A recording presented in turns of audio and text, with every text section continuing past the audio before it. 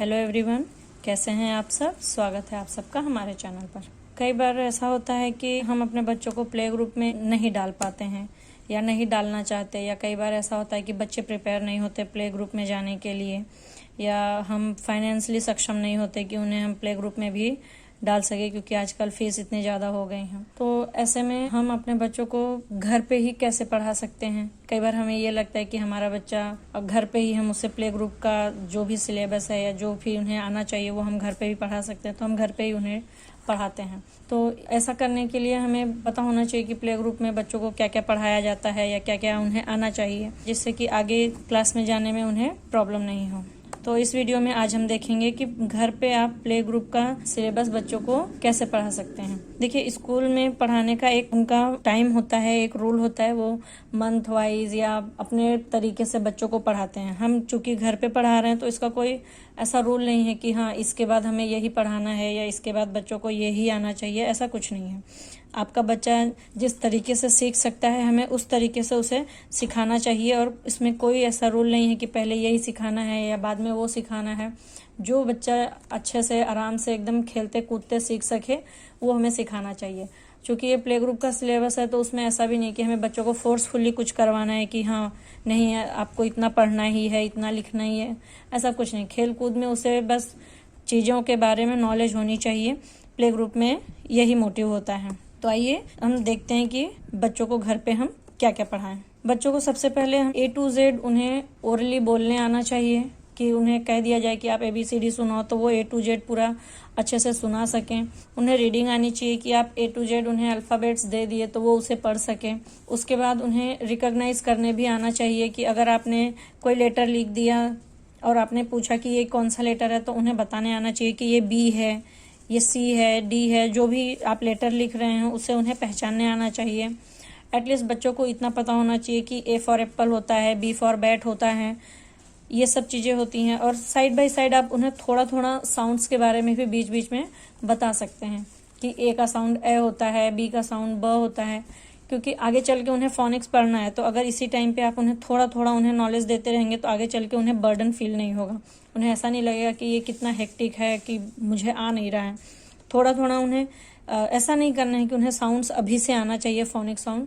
आगे चल के उन्हें ये पढ़ना है, इसलिए थोड़ा थोड़ा हम उन्हें बताते रहेंगे तो वो फेमिलियर रहेंगे। फिर जब आगे उन्हें पढ़ना होगा तो उनके लिए ये आसान रहेगा कि हाँ ये तो जाना पहचाना है, हम पढ़ सकते हैं। उसी तरीके से फिर उन्हें राइटिंग इन द सेंस ऐसा नहीं है कि उन्हें ABCD लिखने आना चाहिए या कुछ। जस्ट हम ट्रेसिंग सिखाते हैं तो बच्चों को एटलीस्ट इस तरीके से अगर डैश डैश दिया है तो उस पर पेंसिल होल्ड करके उन्हें चलाने आना चाहिए। इसका मतलब ये है कि उन्हें पेंसिल होल्डिंग आनी चाहिए। उन्हें पता होना चाहिए कि पेंसिल होल्ड करके हमें कैसे लिखना है।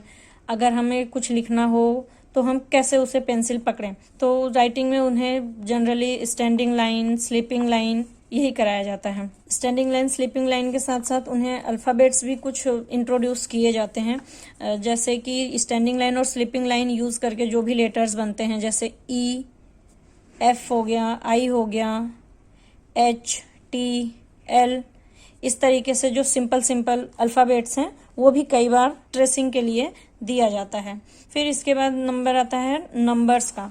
बच्चों को नंबर्स में क्या क्या आना चाहिए। बच्चों को ओरल काउंटिंग आनी चाहिए। ओरल काउंटिंग में इधर आप 1 से 10 सिखाइए, 1 से 20 सिखाइए, वो किड्स टू किड्स डिफरेंट होता है, क्योंकि बच्चे कितना ज़्यादा कैप्चर कर सकते हैं, वो खेल खेल में कितना रिमेम्बर रख सकते हैं, कितना याद कर सकते हैं। तो हम उन्हें बताते रहें। इसमें अगर हम ज़्यादा भी बता दिए तो कोई प्रॉब्लम नहीं है, लेकिन 1 से 10 तक उन्हें आना ही चाहिए, क्योंकि उन्हें ट्रेसिंग में स्टैंडिंग लाइन, स्लीपिंग लाइन ये सब सिखाया जा चुका है। तो उन्हें कुछ नंबर्स लिखने आने चाहिए, जैसे 0 हो गया, 1 हो गया, 4 हो गया, 10 हो गया। इस तरीके से सिंपल नंबर जो है उन्हें वो लिखने आना चाहिए, रिकॉग्नाइज करने आना चाहिए। उसी तरीके से नंबर भी रिकॉग्नाइज उन्हें होने आना चाहिए, कि आप 1 से 10 के बीच में कोई नंबर लिख दिए तो बच्चों को पहचानने आना चाहिए कि ये 6 लिखा है तो हाँ ये 6 है। अगर आप उन्हें कहीं चार्ट पे या फिर बुक में कहीं नंबर दिखा रहे हैं तो बच्चों को पहचानने आना चाहिए कि हाँ ये नंबर है। इसके बाद उन्हें थोड़ा सा कन्वर्सेशन सिखाना चाहिए। कन्वर्सेशन में क्या है, जिस तरीके से बताया जाता है कि tell me about yourself, मतलब ये कि बच्चे को 2-4 लाइन अपने बारे में पता होनी चाहिए। जैसे उसे बोलने आना चाहिए कि कोई पूछे व्हाट इज योर नेम, तो उसे पता होना चाहिए कि उसे क्या कहना है। उसे कहना है my name is so and so. फिर उसके बाद हाउ ओल्ड आर यू, तो उसे अपना एज बताने आना चाहिए। इसी तरीके से हमें उन्हें अर्ली एज से ही कुछ कॉमन चीजें बतानी चाहिए, जैसे उन्हें फ्रूट्स के नाम बताने चाहिए। उन्हें एटलीस्ट कम से कम 5 फ्रूट्स के नाम उन्हें बताना चाहिए, कि कोई उनसे पूछे तो उन्हें 5 फ्रूट्स के नाम पता होने चाहिए, और पूछने पे वो बता सके, या पिक्चर उन्हें दिखाया जाए तो वो रिकॉग्नाइज कर सके कि हाँ ये फ्रूट है। तो इसलिए उन्हें ज्यादा अच्छा होगा कि उन्हें 5 फ्रूट्स के नाम बोलने आता हो। इसी तरीके से वेजिटेबल्स, सेम चीज वेजिटेबल्स में भी है कि उन्हें कुछ वेजिटेबल्स के नाम पता हो, या फिर पिक्चर देख के वो उसे पहचान सकें। फिर कलर्स भी उन्हें अर्ली एज में आना चाहिए। कलर्स के बारे में भी उन्हें नाम बताते रहिए, जिससे कि उन्हें याद हो जाए कि हाँ ये कलर होते हैं। एटलीस्ट बेसिक कलर्स के नाम उन्हें पता होने चाहिए, और उसे वो आइडेंटिफाई कर सकें। अगर उन्हें कोई इमेज दिखाई जाए या कोई ऑब्जेक्ट दिखाया जाए तो वो उस ऑब्जेक्ट का कलर बता सकें। कुछ पार्ट्स ऑफ बॉडी बताना चाहिए बच्चों को। देखिए बहुत छोटे एज से ही अगर हम उन्हें डेली बताते रहेंगे कि this is nose, this is ear, तो बच्चे आराम से सीख जाते हैं। उन्हें बचपन से ही, बहुत छोटी एज से ही उन्हें बताते रहना चाहिए कि अपने बॉडी में कौन कौन से पार्ट्स हैं, जो कि आगे चल के उनके लिए हेल्पफुल होता है। इसलिए कुछ बॉडी पार्ट्स के नाम उन्हें पता होने चाहिए, या फिर उन्हें अगर टच करके बताया जाए या फिर उनसे पूछा जाए तो वो अपने बॉडी में टच करके बता सके कि हाँ ये नोज है, ये आईज है, ये हेयर है, इस तरीके से। उसी तरीके से कुछ फ्लावर्स के नाम भी उन्हें पता होना चाहिए। एटलीस्ट ये सारी चीजें जो हैं एटलीस्ट 5 उन्हें पता होने चाहिए। 5 वेजिटेबल्स, 5 फ्रूट, 5 कलर्स, इस तरीके से 5 फ्लावर्स के नाम उन्हें पता होना चाहिए। या फिर पिक्चर अगर उन्हें दिखाया जाए तो वो उसे पहचान सकें, कि पिक्चर दिखा के उसमें पूछा जाए कि रोज कहाँ है, लोटस कहाँ है, तो उन्हें फिंगर रख के बताने आना चाहिए। उसी तरीके से बर्ड्स भी उन्हें पता होना चाहिए। कुछ बर्ड्स की पिक्चर अगर वो देख रहे हैं तो वो बर्ड्स रिकॉग्नाइज कर सकें, या फिर नाम पूछा जाए तो नाम बता सके कि this is crow, sparrow, parrot. तो इस तरीके से सारी चीज में उसे 5 नाम्स उन्हें पता होना चाहिए। फिर इसी में आगे आता है एनिमल्स के बारे में। उन्हें एनिमल्स के बारे में भी पता होना चाहिए।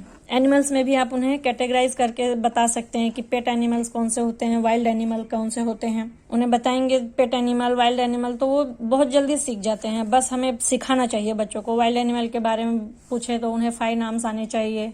इसी तरीके से पेट्स के बारे में या फिर डोमेस्टिक एनिमल के बारे में भी उन्हें पता होना चाहिए। इसी फील्ड में आगे हम चलेंगे तो आएगा व्हीकल्स के बारे में। उन्हें व्हीकल्स के बारे में भी थोड़ी नॉलेज होनी चाहिए।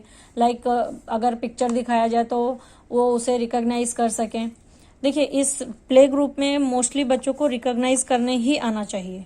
उन्हें ऐसा नहीं है कि कैटेगराइज करके भी बताना है या कुछ। उन्हें जस्ट आइडेंटिफाई करने आना चाहिए कि हाँ this is aeroplane, this is bicycle, इस तरीके से। और उन्हें थोड़ा सा अगर नॉलेज दे सके और वो याद रख सके तो उन्हें डिफरेंट ट्रांसपोर्ट्स के बारे में भी बताना चाहिए कि लैंड ट्रांसपोर्ट कौन से हैं, एयर ट्रांसपोर्ट क्या होते हैं, वाटर ट्रांसपोर्ट क्या होते हैं। इस तरीके से एटलीस्ट हर तीनों ट्रांसपोर्ट के 2 नाम भी वो याद रखेंगे तो 6 नाम ऐसे ही हो जाते हैं। तो बच्चों को ये भी हमें बताना चाहिए। उन्हें कैटेगराइज करके भी बताना चाहिए, जिससे उन्हें पढ़ने में, सीखने में आसानी हो। फिर उन्हें कुछ अपोजिट्स भी कई जगह पे बताए जाते हैं। लाइक डिफ्रेंशिएट करना होता है, बिग क्या है, स्मॉल क्या है, ज्यादा, वन क्या है, मैनी क्या है, लेस है, मोर है, टॉल, शॉर्ट, इस तरीके से कुछ सिंपल अपोजिट्स भी बच्चों को बताए जाते हैं। तो उन्हें वो भी पता होना चाहिए। गुड मैनर थोड़ा इम्पोर्टेंट है। गुड मैनर बच्चों को पता होना चाहिए कि गुड मैनर्स में कौन कौन सी बातें आती हैं, गुड हैबिट्स कौन कौन सी होती हैं। उन्हें वो भी अर्ली एज से सिखाते रहना चाहिए। प्ले ग्रुप में या इस नर्सरी में जाने से पहले उन्हें कुछ गुड मैनर्स सिखा देना चाहिए। जैसे सबको सुबह उठ के गुड मॉर्निंग बोलना चाहिए, सबको ग्रीट करना चाहिए, सोते समय गुड नाइट करना चाहिए। कोई अगर आपकी हेल्प कर रहा है या आपको कुछ गिफ्ट दे रहा है तो उसे थैंक यू बोलना चाहिए। अगर हमसे गलती हो जाए तो सॉरी बोलना चाहिए। इस तरीके के कुछ सिंपल गुड मैनर्स की जो बातें हैं वो उन्हें पता होना चाहिए। फिर उन्हें गुड हैबिट्स भी बताने चाहिए कि सुबह उठ के हमें ब्रश करना चाहिए, हमें नहाना चाहिए, खाने से पहले हाथ धुलना चाहिए। इस तरीके के उन्हें मैनर्स और हैबिट्स बच्चों को सिखाना चाहिए। और फिर उसके बाद आता है ऑब्जेक्ट्स एंड थिंग आइडेंटिफाई। इसमें क्या है, ऑब्जेक्ट्स एंड थिंग घर में हम बच्चों को वैसे भी बताते ही रहते हैं कि आप इसे पहचानिए। किचन में अगर वो हैं तो हम उन्हें कटोरी दिखा के, ग्लास दिखा के, स्पून दिखा के पूछते रहते हैं कि बच्चा ये क्या है, ये बताओ, इसका नाम बताओ। तो वो आइडेंटिफाई करते रहते हैं। लेकिन उन्हें और भी चीज़ें बतानी चाहिए कि हाँ, क्लासरूम अगर है तो क्लासरूम में क्या क्या हो सकता है। लाइक उन्हें बताना चाहिए कि टीचर होते हैं, ब्लैक बोर्ड होता है, चौक होता है, स्टूडेंट्स हैं, और रोड पे भी हमें उन्हें चीज़ें दिखानी चाहिए कि कौन कौन सी गाड़ियाँ चल रही हैं। वो ये पार्ट तो यहाँ व्हीकल जब हम उन्हें बताते हैं तो उनमें कवर हो जाता है। सराउंडिंग्स के बारे में भी बच्चों को बताना चाहिए कि हमारे सराउंडिंग्स में क्या है। लाइक पेड़ दिख रहा है, पक्षी उड़ते हैं, या और कोई चीज़ें हैं तो उसे दिखाना चाहिए, उन्हें पहचानने आना चाहिए कि वो नाम पूछने पे बता सकें। और उन्हें आगे कुछ राइम्स और स्टोरी के बारे में भी पता होनी चाहिए। राइम्स बच्चों को हम बचपन से ही सिखाते रहते हैं, at least Johnny Johnny, twinkle twinkle, तो ये सब छोटी छोटी राइम्स जो हैं उन्हें आने चाहिए, बोलने आना चाहिए। स्टोरी भी कुछ एक दो सिंपल सिंपल स्टोरीज उन्हें हम बता सकते हैं, ताकि अगर उनसे पूछा जाए तो वो उसे नरेट कर सकें, तो उन्हें बोलने आना चाहिए। उसी तरीके से उन्हें थोड़ी सी कलरिंग, क्राफ्टिंग में उन्हें बहुत ज़्यादा कुछ नहीं करना है। जस्ट अगर पेजेस दे दिए हैं तो उसको जस्ट स्टिक करना तो वैसे नहीं सिखाया जाता, बट फिर भी क्राफ्टिंग इन द सेंस थोड़ा सा वो ग्लू और पेजेस के साथ थोड़ा सा कुछ करना सीखें। और कलरिंग उन्हें सिखाया जाता है। कलरिंग, स्क्रिबलिंग के लिए हम कलर इंट्रोड्यूस किए रहते हैं। जस्ट उन्हें पिक्चर दे देंगे, उसे कलरिंग करना है, तो इसलिए कलरिंग भी उन्हें आनी चाहिए। क्योंकि कलरिंग से फ़ायदा ये हो जाता है कि बच्चे ऊपर कलर नेम सीखे हैं तो उससे कलरिंग में भी उन्हें हेल्प मिलती है। इस तरीके से हमें कुछ बेसिक चीज़ें बच्चों को बतानी चाहिए जो कि हेल्पफुल होती है। और ये सब हमें अर्ली एज से ही सिखाते रहना चाहिए। ऐसा नहीं है कि बस हमें प्ले ग्रुप में के बच्चों को नहीं डालना है इसलिए हमें घर पे सिखाना है। ये हमें नॉर्मली भी बच्चों को सिखाते रहना चाहिए, बच्चे सीख जाते हैं। और इसके लिए आप जो बुक्स आती हैं ऑल इन वन वाली, उस टाइप की बुक्स लेके आप उन्हें बच्चों को सिखा सकते हैं। उससे उन्हें और हेल्प मिलती है, क्योंकि उसमें बड़े बड़े पिक्चर्स रहेंगे, वो बच्चे देख देख के आइडेंटिफाई करते हैं, रिकॉग्नाइज करते हैं, तो उससे हेल्प मिलती है। बच्चों को थोड़ा सा अपने नेशन के बारे में भी पता होना चाहिए कि अपने नेशनल फ्लैग का नाम क्या है, नेशनल ट्री कौन सा है, नेशनल बर्ड कौन सा है। तो इस तरीके से हम जो भी छोटी छोटी चीज़ें हैं उसे हमें बच्चों को पहले से ही बताते रहना चाहिए। देखिए, ज्ञान का कोई ऐसा सिलेबस नहीं है कि यही इतना ही सिखाना है या ऐसे ही करना है। बच्चों को हम जितना ज़्यादा सिखा सकते हैं, बच्चा जितना ज़्यादा कैप्चर कर सकता है, उसे उतना बताना चाहिए। इस वीडियो में इतना ही। आई होप आपको वीडियो पसंद आया होगा। अगर वीडियो अच्छा लगे तो प्लीज़ लाइक एंड शेयर कीजिए। चैनल को सब्सक्राइब करना ना भूलिए। बेल आइकन दबाइए ताकि आने वाले वीडियोस की नोटिफिकेशन आपको मिलती रहे। Thank you. Thanks for watching.